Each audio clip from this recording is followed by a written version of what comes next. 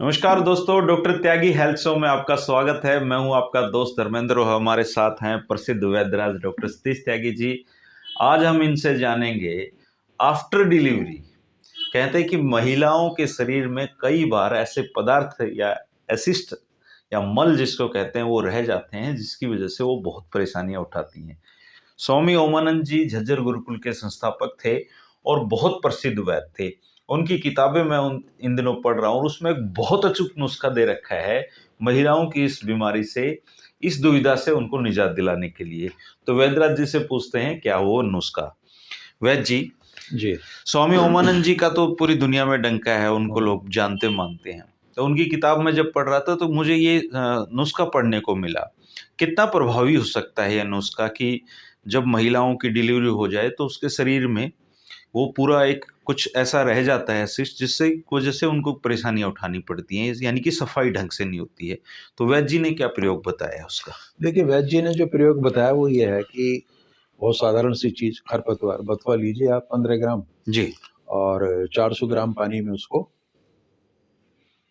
उबाल लीजिए। अच्छा।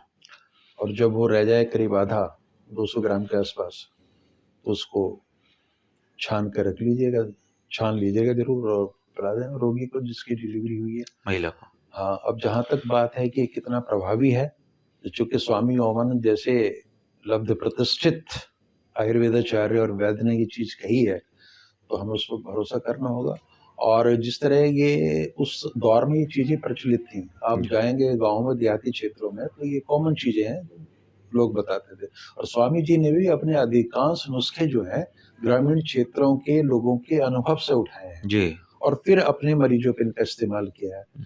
तो अगर वो उनका ये कथन है कि बथुए के, तो काफी इफेक्टिव हाँ, रहा तो होगा। इफेक्टिव रहा होगा।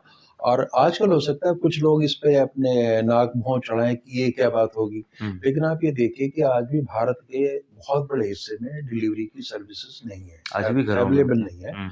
और जहाँ शहरी क्षेत्रों में वो इतनी महंगी हैं कि आप कल्पना नहीं कर सकते। हम्म। मतलब अगर 2-3 दिन भी डिलीवरी के लिए हॉस्पिटल में रहना पड़ गया तो 50-50 हजार तक बिल चला जाता है।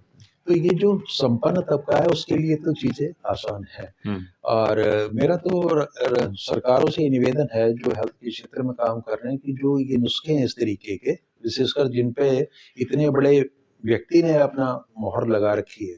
अब क्या होता है, बथुआ कितनी साधारण चीज है तो है ना? और वैसे भी मैंने देखा है, जैसे मेरी हाँ दादी थी, तो आफ्टर डिलीवरी जो हमारे घर में माता जी थी, उनको वो सिर्फ गर्म पानी ही पीने देती थी। हाँ। तो सिर्फ करना ही इतना है कि उस गर्म पानी में बथुआ बस और एक ही बार पीना है, कोई ज्यादा पीना भी नहीं है ये।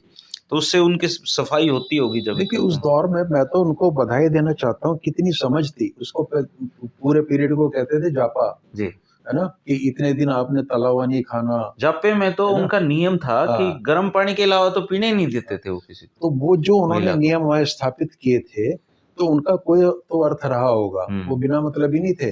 और उन पे मोहर लगाई तत्कालीन वैद्यों ने, ये सारी चीजें होती हैं। तो एक प्रसूता का कैसा खाना पीना होना चाहिए, तमाम चीजें। और आम तौर पे जब डिलीवरी देहाती क्षेत्रों में होती थी, तो आजकल तो खैर नहीं है कि कोई संभावना नहीं रहती इस बात की कि यूटेरस में कोई चीज रह जाएगी, लेकिन उस समय तो बड़ी संभावना रहती थी। और वो लोग तब भी जानते थे कि हो सकता है इससे आंशिक तौर पे कुछ रह गया हो अंदर, और ये चीज देने से ये चीज बाहर निकल और आज के टाइम में भी मान लो मेडिकल सुविधाएं बहुत ज्यादा आ गई हैं, फिर जी। भी लेने में तो कोई हर्ज नहीं है इसको। कोई हर्ज नहीं है इसमें, चूंकि अगर कुछ रह गया हो तो हाँ, साफ हो जाएगा। एक तो बहुत ज्यादा सुलभ है, बहुत ज्यादा सस्ता है। खासतौर से जहाँ हमारे गरीब लोग रहते हैं उनमें तो इनका प्रयोग करना चाहिए। और शोध करके इन चीजों में अगर उनको लगता है कि वैज्ञानिक स्तर पर चीजें प्रभावी हैं, तो बड़े पैमाने पर इसका इस्तेमाल करना चाहिए।